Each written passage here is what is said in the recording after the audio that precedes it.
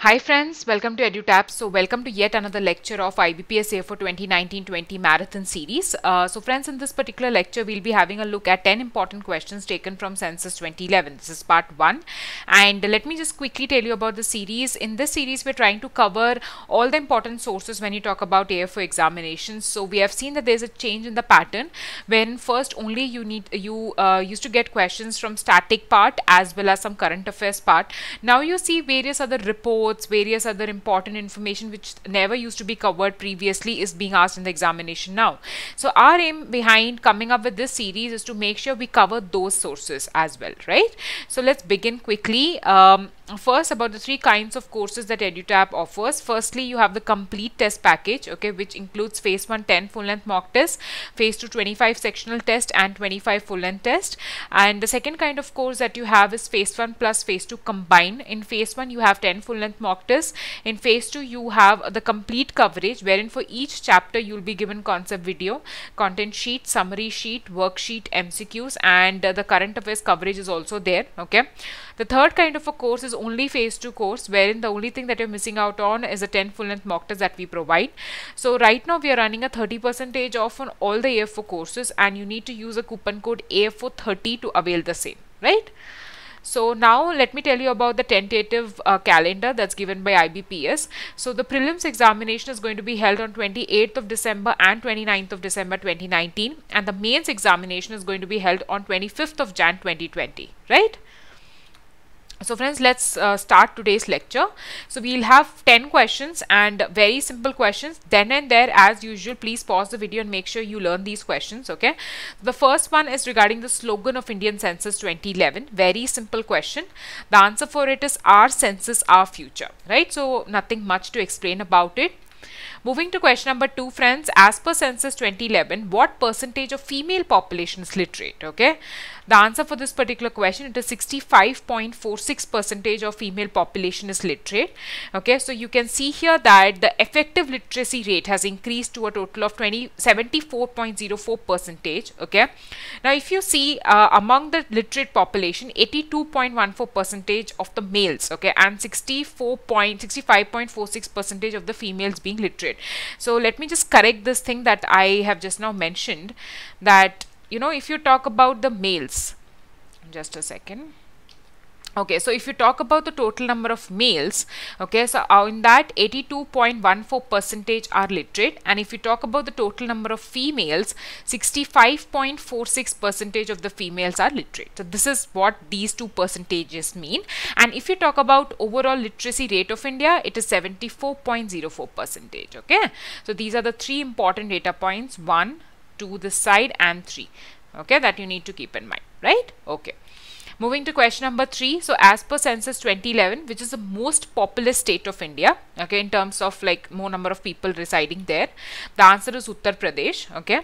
So if you see, a little over 5 out of 10 Indians live in the states of 6 states of Uttar Pradesh, Maharashtra, Bihar, West Bengal, Andhra Pradesh and Madhya Pradesh, okay. So among all these things, Uttar Pradesh stands at the first position. So mark this particular answer.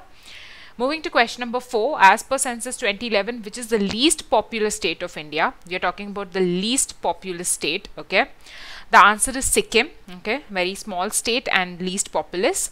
The fifth question that we can see on your screen is, as per Census 2011, which state has the highest population density, okay. The answer for this particular question, friends, it is Bihar. So always see this difference when you talk about the state which has the highest population, or you can say most populous state, it is Uttar Pradesh. But when I talk about the highest population density, then it is Bihar, okay. So yes, it is 1102 persons per kilometer square. So for each kilometer, how many number of people are residing, okay, followed by West Bengal, okay. So keep these two states in mind. Coming to the sixth question. So as per the Census 2011, which state has lowest population density? Again, we are just going asking the opposite one. The answer is Arunachal Pradesh. Okay, so the highest is Bihar and the lowest is Arunachal Pradesh. So here you can see density is just 17 persons per kilometer square or square kilometer, followed by Mizoram. Okay, so very simple, nothing much to explain. You need to keep these data points in mind. Coming to question number 7, as per census 2011, what is the population density of India? So overall we are talking about the population density, that is number of persons per square kilometer. Okay, the answer for this particular question, friends, it is 382. Okay, so this is important. Okay, make sure you mark this particular answer. So a survey says that there has been a considerable rise in the figures of population density in India. Okay, so initially it was 324 in the previous census and it has been increased to 382. Okay, so you can see that there has been a considerable increase. Okay.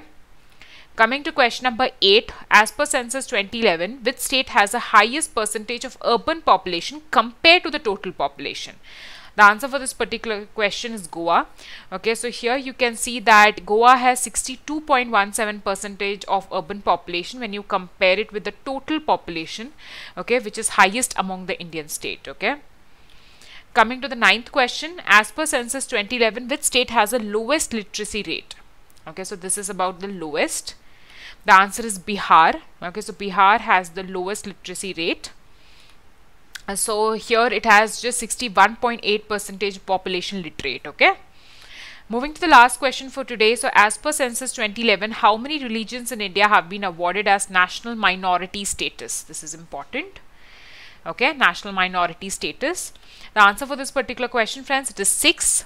So you can see here that Muslims, Christians, Sikhs, Jains, Buddhists and Parsis, so totally 6 religions in India have been accorded the national minority status. Okay, very important. So friends, yes, very small lecture, quickly 10 questions, but remember them. You might get a question from here and it's going to be very easy mark. Okay, so in case you want to know the features of our courses, you can visit our website www.edutab.co.in. You can drop us a mail hello@edutab.co.in. You can give us a call on 8146207241. So till then, friends, thank you so much for watching and happy learning.